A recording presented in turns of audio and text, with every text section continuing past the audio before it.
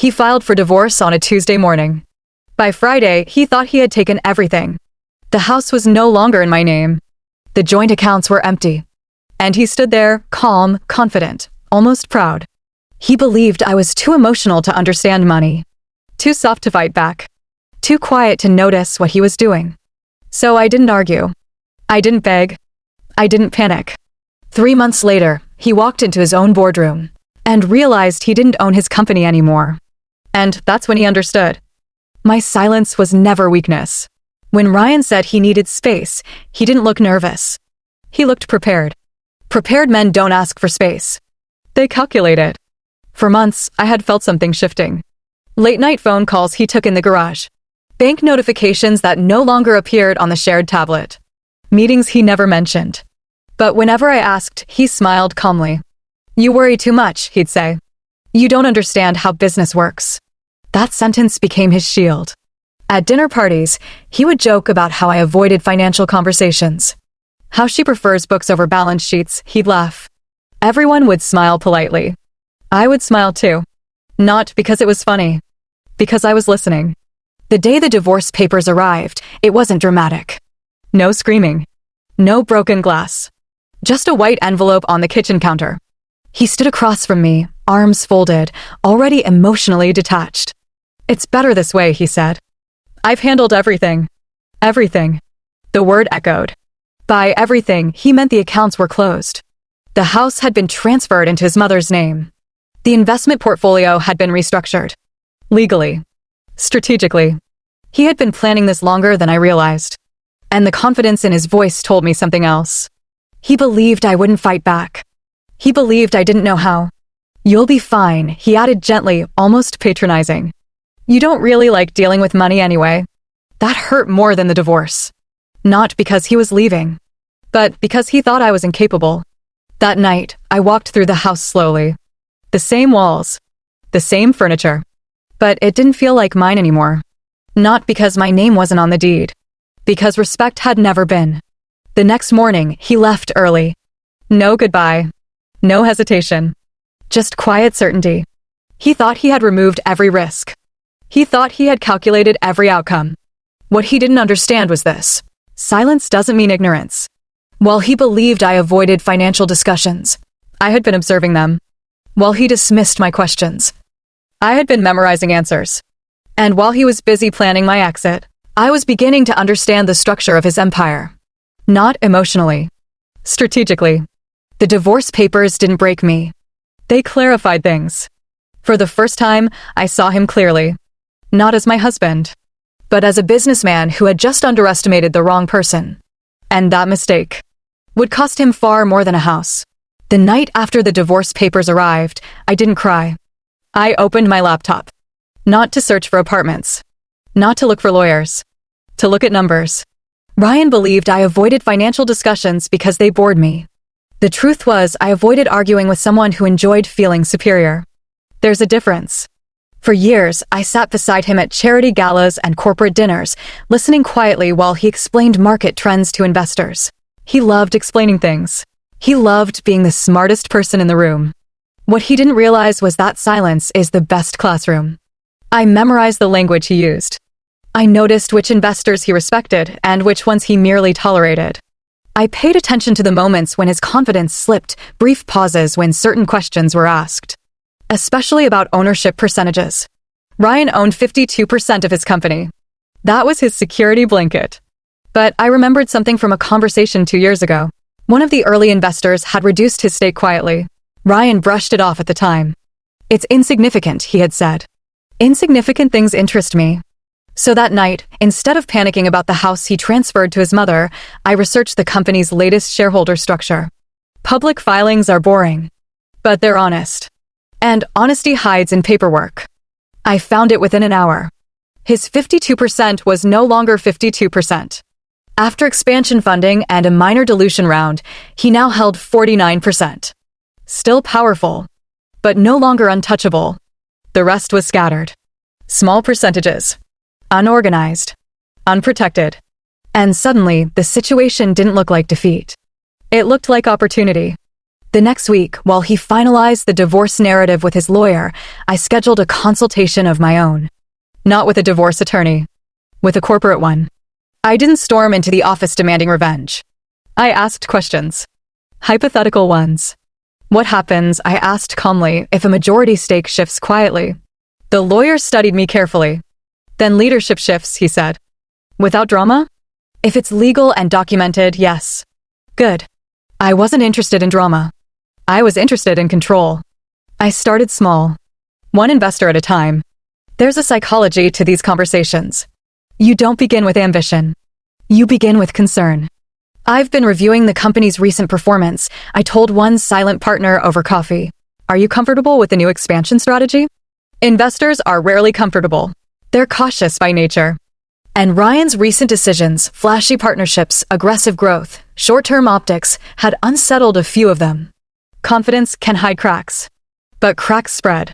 I wasn't promising revolution. I was offering stability. Over the next month, I acquired small portions of shares. Nothing dramatic. Nothing loud. Each transaction was legal, documented, approved. The beauty of fragmented ownership is that no one feels powerful individually. But combined? It changes. Everything. Meanwhile, Ryan was distracted. He moved into a downtown condo, posted curated photos about new beginnings, started attending networking events alone. He believed the hard part was over. He had secured his assets, secured his image. He forgot to secure his structure. And structures matter more than appearances. At night, I built spreadsheets. I mapped voting rights, calculated quorum requirements, studied board bylaws. There were clauses Ryan had never needed to consider because he assumed majority was permanent. It wasn't. One clause in particular caught my attention. In the event of sustained financial underperformance, shareholders holding a simple majority could call for leadership review. Not removal. Review. But reviews become replacements when confidence is low. I didn't need to destroy him. I needed timing. Timing arrived faster than expected. A supplier dispute delayed production. A partnership announcement failed to convert projected revenue. Small issues. But investors hate patterns. And patterns were forming. I didn't speak publicly. I didn't confront him. I observed the board's anxiety grow. Then I made the final move. 2 remaining minority shareholders were hesitant. They didn't want instability. I offered them something simple. Transparency. A structured long-term plan. Reduced risk exposure. Strategic contraction before expansion. The opposite of Ryan's style. Within 2 weeks, agreements were signed. My total holding crossed 51%. Majority. Legally. Quietly. He didn't notice. Because confidence blinds people. I didn't call him. I didn't warn him. Instead, I requested a shareholder meeting citing performance review protocols. It was within my rights. The notice went out on a Monday. He called me Tuesday morning. You requested this? His tone wasn't angry. It was confused. Yes. For what? Stability. He laughed softly. You don't even sit on the board. Not yet, I replied. Silence. That was the first crack in his voice. Preparation isn't loud. It's repetitive. It's boring. It's disciplined. For 3 months, while he believed I was adjusting to single life, I was repositioning leverage. I didn't attack him emotionally. I didn't expose secrets. I used structure. Law. Ownership. Procedure. The system he trusted. The system he underestimated me within. By the time the meeting date arrived, everything was documented, reviewed, locked in. There would be no dramatic confrontation. No yelling. Just numbers. And numbers are difficult to argue with. On the morning of the meeting, I dressed simply. Not to impress. To signal seriousness. I arrived early. The boardroom was empty. Quiet. For a moment, I stood at the head of the table. Not imagining revenge. Imagining responsibility. Control isn't about ego. It's about readiness. And I was ready. When the doors opened and the others began to enter, the atmosphere felt different. Tense. Uncertain. Ryan walked in last. Still confident. Still assuming authority. He took his usual seat. He didn't realize it wasn't his anymore. Not legally. Not structurally. Not strategically. And when the documents were placed on the table, the silence wasn't weakness. It was transition. The boardroom felt colder than usual that morning. Not because of the temperature, because of uncertainty. Ryan walked in with the same confidence he had carried for years. Shoulders straight, chin slightly raised. The kind of posture that assumes authority without questioning it. He nodded at the board members and took his seat at the head of the table. His seat. At least, that's what he believed. I was already there. Calm, composed, silent. The meeting began with numbers, revenue projections, supplier instability, delayed contracts. He spoke smoothly, dismissing each issue as temporary friction. The market fluctuates, he said confidently. We've handled worse. A few board members exchanged glances. Because this time, it wasn't just fluctuation. It was pattern. Halfway through his presentation, one of the senior investors leaned forward. Ryan, he said carefully, before we move forward, we need to address ownership structure. The air shifted. Ryan frowned slightly. Ownership structure? The investor didn't look at him. He looked at me. And that was the moment Ryan understood something had changed. I opened the folder in front of me and gently slid copies across the table. No dramatic gesture. No raised voice. Just paper. Over the past 3 months, I began calmly. I've legally acquired a controlling interest in the company through documented share purchases and investor agreements. Silence. Not confusion. Not disbelief. Silence. Ryan's eyes moved quickly across the pages. His jaw tightened. That's not possible, he said quietly. It is, the corporate attorney confirmed. All transfers were compliant and verified. The numbers were clear. 51.3%. Majority. The room felt heavier. One board member cleared his throat. So as it stands, he said carefully, Sophia now holds controlling interest. The shift in language was immediate. Not Ryan's wife. Not emotional liability. Not outsider. Controlling interest. Ryan leaned back in his chair, trying to process it. You planned this, he said, not angrily, but stunned. I looked at him steadily. I prepared, I corrected. There was no triumph in my voice. No mockery. Just fact. The investor who had first spoken leaned forward again. With current performance instability, leadership review is within shareholder rights. The words weren't aggressive. They were procedural. That's what made them powerful. Ryan's confidence began to fade, not dramatically, but visibly. The certainty that once filled the room now felt misplaced. He looked around the table, searching for loyalty, finding calculation. Because boardrooms don't operate on emotion. They operate on risk. And risk had shifted. I recommend immediate restructuring, I continued calmly. Stabilization before expansion. Reduced exposure. Transparent quarterly oversight. Each word measured. Each sentence intentional. No one interrupted. The same people who once laughed at dinner parties while he dismissed my financial understanding now watched me outline recovery strategy. Not loudly. Precisely. The vote was procedural. Quick. Undeniable. Leadership review passed. And in that moment, authority didn't explode. It dissolved.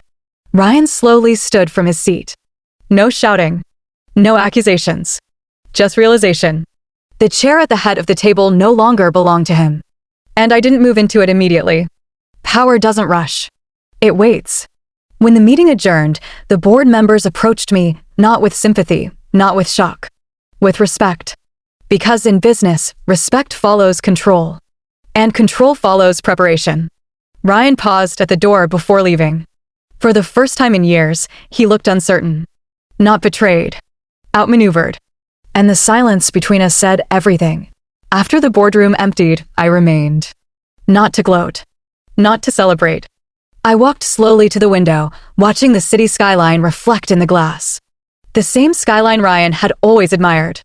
The same skyline he thought belonged to him. A soft breeze moved through the room. I inhaled. Calm. Collected. In control. He approached quietly. You really did it, he said, his voice low, almost hesitant. I didn't think you had it in you. I turned to him slowly. No anger. No ridicule. Just clarity. You should have respected my silence, I said. He paused, searching for any trace of malice. Finding none, he nodded slightly. No words left. Nothing more to argue. I didn't need to remind him of humiliation. I didn't need to seek revenge. The consequences had already spoken. The files I had presented legal, documented, deliberate, had done their work. Ryan's confidence, once unshakable, had crumbled without me raising my voice. Control wasn't about loud declarations.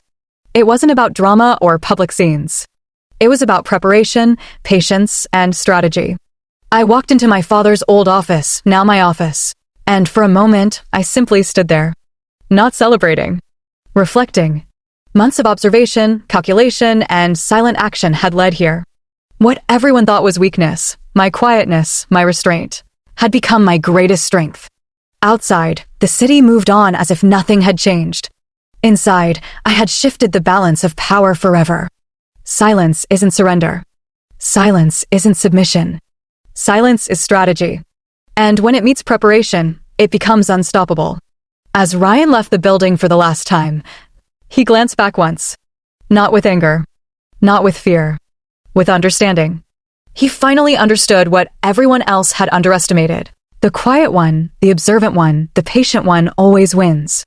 I sat at the desk, opened my laptop, and smiled faintly. Not triumphantly. Not arrogantly. Just silently, powerfully, completely in control. You should have respected my silence, I whispered again. Because sometimes the loudest noise isn't a shout. It's the success of the quiet.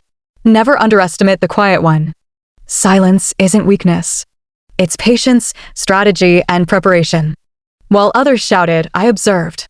While others made mistakes, I learned. While they chased drama, I built leverage. Control isn't taken in anger. It's earned in silence. Power doesn't announce itself. It manifests in results. Ryan thought my quietness meant I was defeated. He misjudged me. He ignored the smallest details. And that cost him everything. You don't need to react to chaos. You don't need to create noise to win. Sometimes, the strongest move is waiting. And when the door finally opens, you don't knock. You own the building. If you believe respect is earned, not demanded, subscribe to Silent Honor. The quiet ones always win.